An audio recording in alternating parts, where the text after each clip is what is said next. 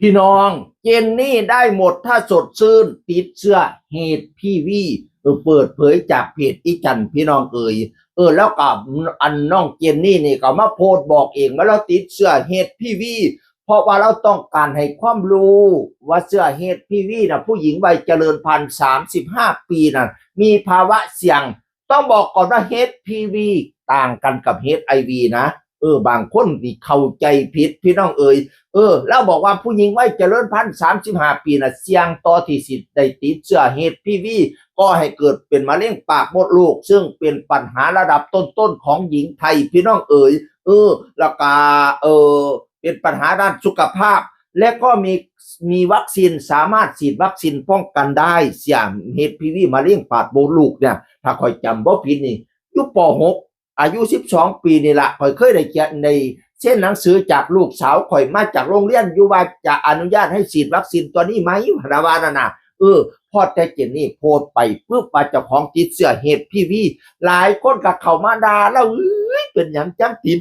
เป็นยิ่งผู้ยิ่งแบบไหนนี่เป็นอย่างจังติดเพราะอาจจะเข้าใจผิดไงก็ละมาลุ่มด่าเล่าว่าเป็นผู้ยิ่งจังไหนจะมาติดเสื้ออันแบบนี้พนาวานาบัดนี้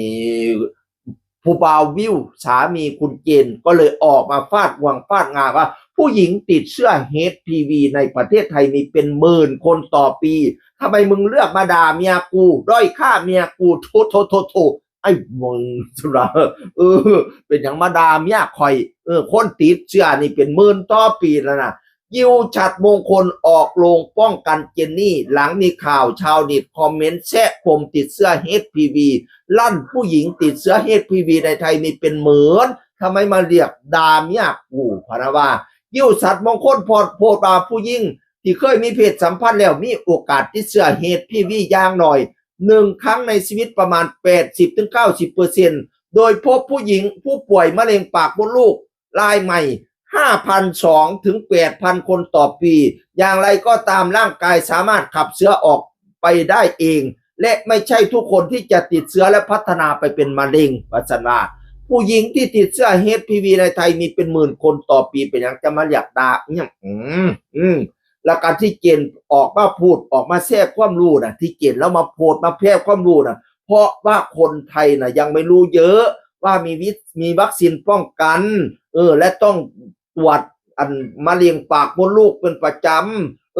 เพราะถ้าไม่ตรวจปล่อยไปมันก็จะกลายเป็นมะเร็งปากมดลูกเป็นอันตรายแทนที่จะชื่นชมความกล้าหาญที่เจนออกมาเปิดเผยเป็นบอกกระบอกเสียงให้ประชาชนอีกหลายล้านคนผู้หญิงหลายล้านคนน่าจะชื่นชมเจนแล้วเขามาเปิดเผยเข้ามาให้ความรู้เพื่อป้องกันมะเร็งปากมดลูกอันนี้มาขยี้มาด่าเขามาด้อยค่าเขาไปทำยังไงถึงติดจะอันเฮดพีวีอย่างนี้ถือว่าไม่ถูกต้องว่าฉันกิ่วออกมาด่าเลยเป็นยังจังมาด้อยค่าเมียกูเป็นยังจังต้องมาว่าเมียกูบอกโอ้เป็นผู้ชายที่น่าฮักแล้วออกมาปกป้องเมียพี่น้องซุ่มบ่ฮู้ก็ด่าไปตาพื้นตาพื้นไปหาเสะเขาเจ้าออกให้ความรู้ดีประกาศเด้อผู้หญิงทุกคนทั่วไปไม่ว่าจะมีสามีแล้วหรือไม่มีสามีแล้วก็ตาม35 ปีขึ้นไปเนี่ยน่าจะตรวจนะมะเร็งปากมดลูกนะเพราะว่าไม่ได้การันตีว่า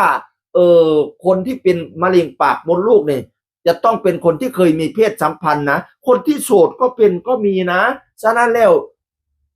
35 ปีขึ้นไปเนี่ยน่าจะตรวจแล้วก็ผู้หญิงยุคใหม่เด็กยุคใหม่เนี่ยเมื่อก้าวเข้าสู่วัยเจริญพันธุ์อายุ12 ปีเนี่ยจะเริ่มได้วัคซีนมะเร็งปากมดลูกด้วยนะพี่น้องก็ไปศึกษาข้อมูลเพิ่มเติมเด้อพี่น้องเด้อเพราะว่าข่อยขับบ่ได้ไปศึกษาเรื่องนี้ชัดเจนจ้ะผู้ใดผู้หญิงทั้งหลายก็ไปศึกษาเพิ่มเติมหรือว่าบ่แม่นผู้หญิงก็ศึกษาให้ลูกให้เต้า ลูกเขาสิเข้าสู่วัยเจริญพันธุ์ต้องฉีดบ่หรือว่าจังไดพี่น้องเสียงคนเก่าเว้าสู่ฟังสวัสดีครับ